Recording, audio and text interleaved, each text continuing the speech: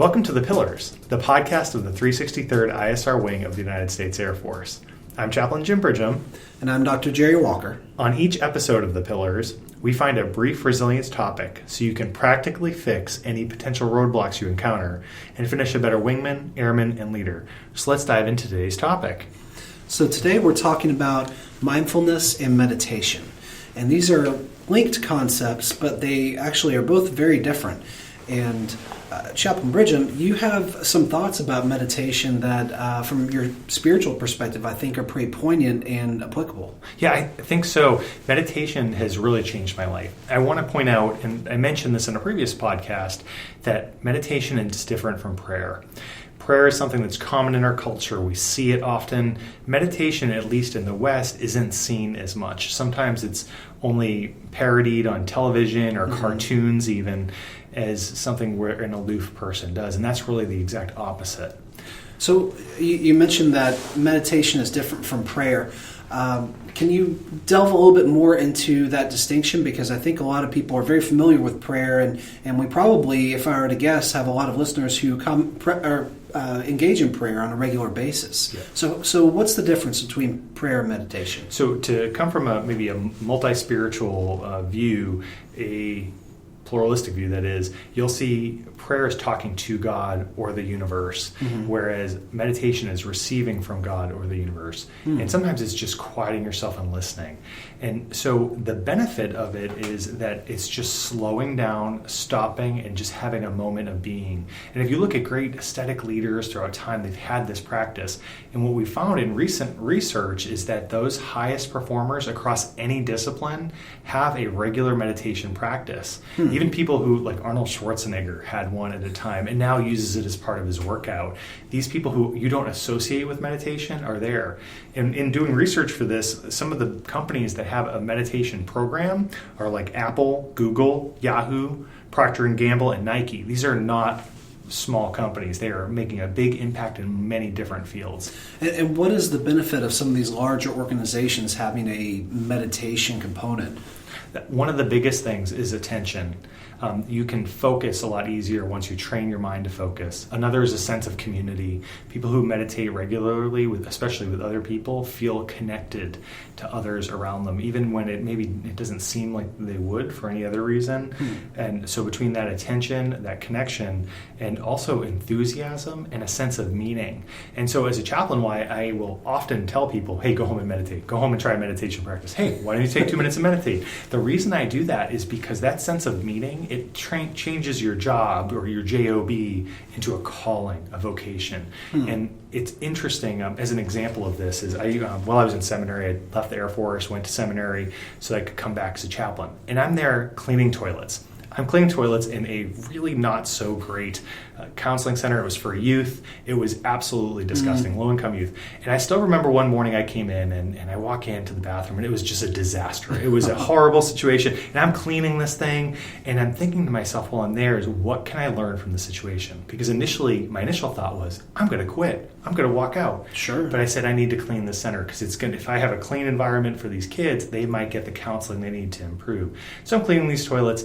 And I'm thinking, well, what does this teach me? Well, as I'm meditating on that and thinking it over and cleaning up horribleness, I'm thinking that's what you do as a pastor, that's what you do as a chaplain. That's what you do as a psychologist. We help people clean up their lives. And there's a lot of, dare I say, crap in their lives. And we have to help them clean it up to get to a point where they can live, that they can have a safe place.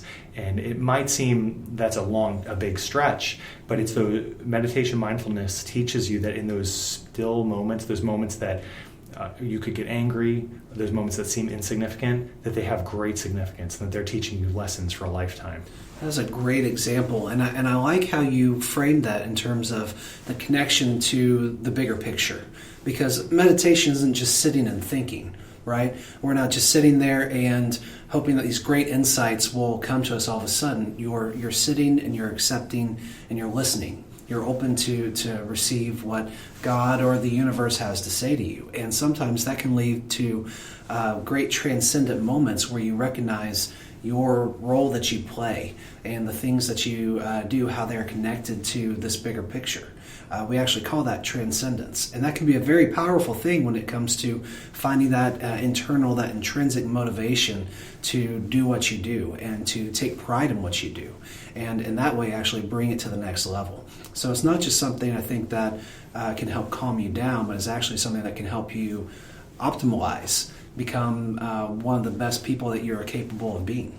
And where it helps me, I know in my job at least, and it might help an analyst who's listening, is sometimes I'm going from task to activity to task.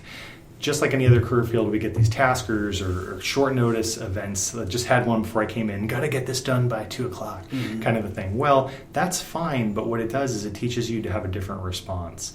So in the morning, how it works and how it would work in that tasker example is I get out of bed and I do my meditation. I sit down on the ground in my room. I would suggest anyone who starts with this to use a chair. And don't look for any postures. Just keep your back straight and relax. Just sit there and close your eyes and just focus on your breath. Now, my mind and your mind likely will run around like a crazy horse in a field. What you're doing is not trying to stop your thoughts. You're just trying to notice and acknowledge them. Mm-hmm. So if I'm sitting on the floor and I start thinking like, oh, I have a counseling appointment with this person at 1. This is what's on. I just go, okay, I'm having a thought about work. I just acknowledge the thought and let it go. And that can be really hard to do because we are trained, especially in our fast-paced culture of today, to constantly bounce our attention from one task to the other, or to multitask, be trying to do a lot of different things all at once, or we'll get distracted by something on our phone, and now we go look at that notification, and our mind's now divided, and we're trying to do all these different things, and to slow down and to recognize some of these thoughts and focus only on your breathing, accepting those thoughts as they come in, but not focusing on them, judging them, or otherwise delving into them. That can be really difficult. And one of the things I like to teach my patients when I'm working with them on meditation is to use almost like a visualization technique. Yes. If they're having difficulty managing those thoughts. So, for example, let's say your stream of consciousness is a literal stream. Think of it like a river flowing by, and you're focusing on your breath. You're trying not to think of anything, which is extremely difficult in and of itself, and then some aberrant thought comes in about work or about your relationship or something going on with a family member or something else, finances, whatever it could be that's on your mind. Turn that thought into a leaf and watch as it just floats down from the air onto the stream, and watch as the stream just carries it away. You're not focusing on it, you're not buying into it, and you're not letting it to envelop your mind. You're just acknowledging its presence and then allowing it to go its way. I love that. I've used visualization a lot in my meditations as well, and it does help, especially if you have a very busy mind. Sure. Now, there's a few things to suggest as well. If people practically want a guided meditation, they can contact me. I've recorded one. You get what you pay for. It's free. But you can also get some from other services. I often run into people who have Amazon Prime accounts. You can download guided meditations there for free. There's an app called Calm, which is free. Headspace is one as well. There's a number of apps out there that can help you to get a guided meditation, which teach either visualization or just straight meditation. But its basic form, that focusing on your breath makes an impact. And it's a huge impact, actually. There's some research that we found about the neuroplasticity in your brain, and initial research is showing it can actually help regulate the attention, emotion, and self-awareness of every person who does this with even as little as 5 minutes, which is huge. So for those out there who may be wondering, why would I use this? Well, it can improve just about everything in your life. And it's not some panacea. Right. There's research, we even came into this, that has an effect if you're taking a mood-altering medication, that it can either enhance that effect or even under your doctor's orders, and I'm not a doctor, nor do I play one in the podcast, but to even replace it in some cases with the help of your physician. So it has a huge impact. Yeah, I mean, not getting too deep into the neuropsychology of it, meditation is used with a lot of different people for a variety of different mental health conditions, even with children who have ADHD. So you parents out there who have a hyperactive kid who maybe doesn't have attention deficit hyperactivity disorder, you may think, well, how am I going to calm my kids down to get them to sit still and just meditate? Well, this skill has actually been taught to kids who are even more hyperactive and impulsive than the average kiddo running around. And the initial research has shown that it can not only help them focus and concentrate better in school, but it helps them, it teaches them to self-manage and to self-regulate. When they get anxious or really strung up, they can calm themselves down and bring themselves back to center. So it's something that, if kids can learn to do this skill, it's definitely something that we can apply. And I think just about everybody can benefit from it. Let's say you're stressed out at work, you got a million things on your plate. That's not going to bode well for whatever else you have to get done at that one point in time. You'd actually probably be in a better position to sit, do about 5 minutes worth of meditation, and then approach that next task with a clear mind. If you've got a big presentation or briefing you're about to give and you're feeling kind of anxious about that, encourage you to find a nice quiet place where you can sit back, relax, do some deep breathing, and meditate on your breath. And you'd be surprised at how calm and relaxed you feel going into that event. And there are long-term benefits. I'll tell you, I've done this pretty much every day for quite a while now, years, and I've noticed that when I've had to respond to some really big tragedies, that I am so much calmer, and it's noticeable to even family members. And I have, just to bring your point and accentuate it, that I have tested this on my kids, and I'm like, well, let's do a guided meditation on single-digit ages, and it's really interesting. 9 and 6, when actually they were 8 and 5 when I tested this, they very open to it, and I said, well, what did that feel like? Like, that was awesome. And it was really neat to see how it impacted them. And I don't do it regularly enough with them to see what the long-term benefits are, but I just want to tell you that you can do this once you try it. Well, we all need a break, and sometimes we will seek something that excites our senses as a break. A little candy snack here, or something enjoyable that we like to do for fun. Maybe watching a movie at home, or special time with the kids or the spouse. This is something that, in the absence of all that sensory input, can actually be just as relaxing. I agree. So, what takeaways should we take from today's episode? Well, I think there's a number of different things. Aside from just meditation is good. To jump in here, I think it's the idea of just trying to slow down and to slow down intentionally throughout the day. So for me, it would be suggesting maybe give it a 5-minute meditation. Why don't you give it a go for a week and see how it's impacting you? Wake up 5 minutes earlier, try it first thing in the morning. Habits are great, especially if you do them first thing.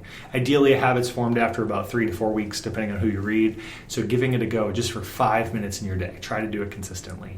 And then when you encounter a stressful event, a brief stressful event, I would just do this. Focus on your breath. Just go. And I've told people who come in my office, when I'm transitioning, sometimes I have appointment, I'll just stop and focus on my breath. And now you know that, so if you come in my office, you'll notice that I do it. But I'll tell you, it helps me to give you full attention when I have someone in the office, or give full attention here when I'm just running from that tasker to this. It allows me to transition well and to be fully present for this time. So I think just giving it a go. What's 5 minutes going to cost you? Sure. Really, 5 minutes, that's what it'll cost you. But then ultimately just try it for a few weeks if you can, at least a week. And the second thing is just slow down your day as much as you can and avoid those distractions. I promise you'll be more effective in almost every area of life if you just implement this one thing. Great. I think those are great tips. And if you have any questions about this, or if you'd like to learn more about how to do meditation on your own, maybe you tried it once or twice and didn't really seem to get something out of it, please reach out to us. We'd love to offer you a bit more insights into how you can apply this, and maybe work with you on developing a meditation pattern or routine in your life to find ways that it'll work for you in your lifestyle. Yeah. And as always, we want to thank you for what you do. We know what you do is not easy, and it's hard every day, and it's difficult to work these long hours, and yet you do it so well. So we want to thank you for what you do. And if you need any support at all, come find us. And if you like this podcast, also, we'd appreciate it if you want to give us a rating on iTunes or send us an email so we know you're listening to it and like it. That helps. All right. So until next time, I'm Dr. Jerry Walker. And I'm Chaplain Jim Bridgham. Have a great Air Force Day.